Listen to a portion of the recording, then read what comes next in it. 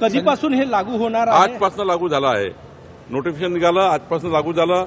2 लाख रुपयाचं पीक कर्ज आता स्टॅम्प ड्युटी नाही. किती लोकांना याचा, किती शेतकऱ्यांना याचा जे फायदा होईल? शेतकरी पीक कर्ज घेतात ते सर्व शेतकरी यांना हा निर्णयाचा फायदा होणार आहे. संजय राऊत एक प्रश्न असा आहे, संजय राऊत मुलाखत घेणार आहे आणि यावेळेस राज ठाकरे आणि उद्धव ठाकरे दोघांची मुलाखत ते घेणार आहे. ते का फिक्सिंग राहतं, फिक्सिंग आहे.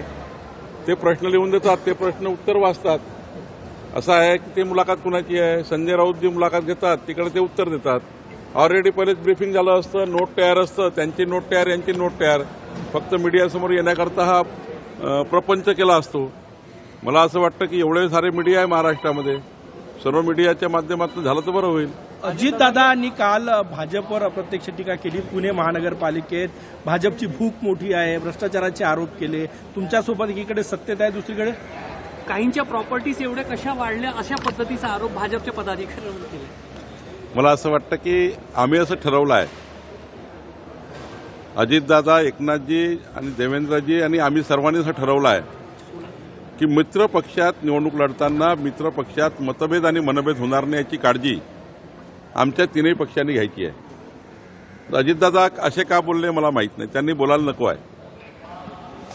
अजितदादांनी बोलायला नको आहे, कारण आम्ही सर्व नेत्यांनी बसून ठरवलं आहे, आम्ही सर्व समन्वय समितीच्या पदाधिकाऱ्यांनी बसवून ठरवलं आहे. आपण मित्र पक्षात जरी विरोधात लढलो तरी महायुतीमध्ये कुठलेही मतभेद मनभेद होणार नाही याची काळजी माननीय अजितदादांनी आणि आम्ही सर्वांनी घ्यायची आहे. माननीय मुख्यमंत्री देवेंद्र फडणवीसजी यांनी आतापर्यंतच्या निवडणुकीच्या कुठल्याही भाषणामध्ये कुठल्याही नेत्यावर कधी टीका केली नाही, कुठल्याही पक्षावर टीका केली नाही. विकासाचे राजकारण केलं, विकासाचा व्हिजन मांडला आहे. त्यामुळे माझी एकनाथजी आहेत, अजितदादा आहे, आम्ही सर्व या सर्वांना आमची विनंती राहील, सर्वांनी समन्वय करून मित्र पक्षामध्ये मात्र मतभेद मनभेद करू नका एवढीच विनंती आहे. अजितदादांनी सुरुवात केली, आता भाजप त्याचं प्रत्युत्तर देणार का? पुन्हा वारंवार भाजप नाही, आम्ही त्या भानगडीत पडणार नाही. आम्ही मित्र पक्षामध्ये मोठ्या भावाच्या रूपामध्ये आहोत. त्यामुळे आम्ही कुठले उत्तर देणे, काही टीका टिप्पणी करणार नाही. पण अजितदादाला माझी विनंती आहे किंवा सर्वांनाच माझी विनंती आहे, मित्र पक्षातल्या सर्व पक्षांना, की आपसामध्ये समन्वय, मतभेद आणि मनभेद हे होणार नाही याची काळजी घेतली पाहिजे. सोलापूरमध्ये एका मनसैनिकाची काल हत्या झाली. भाजपच्या प्रभाग 2च्या तिथल्या जे नगरसेवक उमेदवार आहेत त्यांच्यावरही गुन्हा या प्रकरणी दाखल. नाही, ठीक आहे. जर तिथे काही स्थानिक वाद झाला असेल आणि तिथे जर घटना घडली असेल तर पोलीस त्याचा तपास करतील आणि पोलीस त्याच्यावर कारवाई करतील. भाजपचा राव की काँग्रेसचा राव, गुन्हा आहे गुन्हा आहे आणि गुन्हा करू नये. भाजपच्याही कार्यकर्त्यांनी कुठले गुन्हे करू नये, गुन्हे मान्य नाही आहे. त्यामुळं मला असं वाटतं की जे काही झालं असेल त्याच्यामध्ये पोलिसांनी प्रचंड कडक कारवाई केली पाहिजे. संजय राऊत म्हणाले त्यांनी आता मूळ राष्ट्रवादीमध्ये विलीन होऊन जावं. कोणी? संजय राऊत म्हणाले.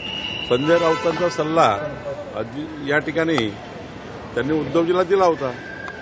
उद्धवजीची काही फसगत झाली, उद्धवजीची जे काही महाराष्ट्रात स्थिती झाली, त्याला जबाबदार जे लोक आहेत त्यांना अजितदादांना सल्ला द्यायची गरज नाही आणि अजितदादा काही त्यांचा सल्ला घेणार नाही असं दिसतं मला. तुम्ही आज चंद्रपूरच्या दौऱ्यावर आहात. चंद्रपुरात जवळपास 17 जणांना उमेदवारीच दिली नाही पक्षाने ठरवूनही. आज तिथे वाद होण्याची शक्यता आहे, तुम्ही कशी समजून नाही, कुठं वाद होणार नाही. भारतीय जनता पार्टीचा कार्यकर्ता काही वाद करणार नाही.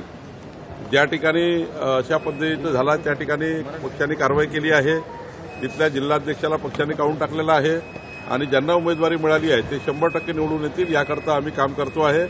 मी स्वतः सुधीरभाऊ मुनगंटीवार, मान्य जोरगेवारजी, मदन येरावारजी, जयसुख संचयजी, अशोक नेतेजी आम्ही सर्व बसणार आहोत आणि आता निवडणुकीच्या मोडमध्ये आम्ही गेलेलो आहोत. तिकिटाचा विषय संपलेला आहे आणि आम्ही 100% 51% मतं घेऊन जिंकू. गडचिरोलीमध्ये एका 9 महिन्याची गर्भवती मातेचा मृत्यू झालाय. 6 किलोमीटर तिला प्रसूतीसाठी जाण्यासाठी पायी चालावं लागलं. बाळही दगावला आणि माता मृत्यू झालेला. दुर्दैवी घटना आहे. मी जिल्हाधिकाऱ्यांशी आता चर्चा करेल आणि या घटनेबद्दलची माहिती पूर्ण घेईल आणि काय नेमकं घडलं आहे याबद्दलची चर्चा करेल.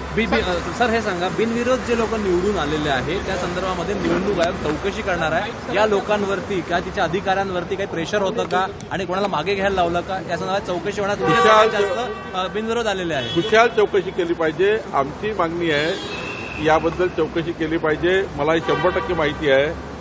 जे काही अनौपचारिक आमचे उमेदवार निवडून आलेले आहेत, जवळपास 45 उमेदवार निवडून आले आहेत, एकनाथजीचे आले आहेत, राष्ट्रवादीचे आहेत, पक्ष वगैरे आहेत.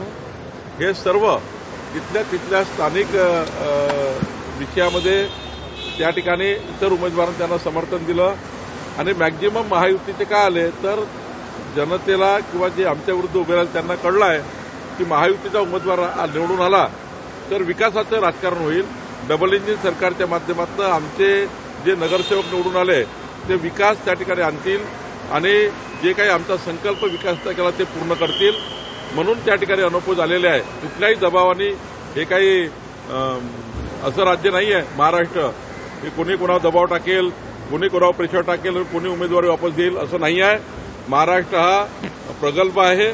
महाराष्ट्रातली जनता ही त्या ठिकाणी सुशिक्षित आहे आणि जे काही उमेदवार वापस घेतात, जे काही अर्ज वापस घेतो तो अर्ज तिथल्या विकासाच्या विषयावर प्राधान्य देऊन मला वाटतं तिथे अनोपोज झालेले आहेत आणि मला वाटतं एक चांगल्या पद्धतीने तिथे निवडणूक झाली आणि अनोपोज होण्याचा हा जो त्या ठिकाणी पायंडा आहे हा राज्याच्या दृष्टीने चांगला आहे.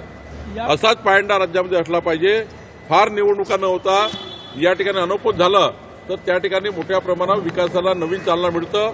सर्व पक्षाचे लोक एकत्र येऊन त्या ठिकाणी विकासाचं साध्य या ठिकाणी करतात. त्यामुळे मला वाटतं अनोपोज झालेले जे उमेदवार आहे त्यांना शुभेच्छा देताना त्यांनी आता ज्या ज्या उमेदवारांनी त्यांना मदत केली आहे त्या सर्वांना सोबत घेऊन तिथे विकासाचं राजकारण करावं. प्रचाराचा वेगळा पॅटर्न असणार आहे. यावेळेस मुलाखती असणार आहे, मुख्यमंत्र्यांच्या रोड शो आहे, वेगळ्या पद्धतीने लोकांपर्यंत पोहोचण्याचा प्रयत्न असणार आहे. हा सर्वच प्रकारचे मुख्यमंत्री मोदी यांनी सर्वच प्रकारच्या वेगवेगळे जे प्रचार प्रसाराचे व्यवस्था आहेत त्या त्यांनी तशा घेतलेल्या आहे. प्रचारामध्ये ते रोड शो करणार आहेत, सभा घेणार आहेत, काही मीडियाच्या मुलाखती करणार आहेत. मला वाटतं की या पॅटर्नही अनेक लोकांपर्यंत आपण पोहोचू शकतो. मीडियाच्या माध्यमातून तर आपण लाखो लोकांपर्यंत रीच होऊ शकतो. रॅलीच्या माध्यमातून आपण त्या ठिकाणी हजारो लोकांना भेटू शकतो.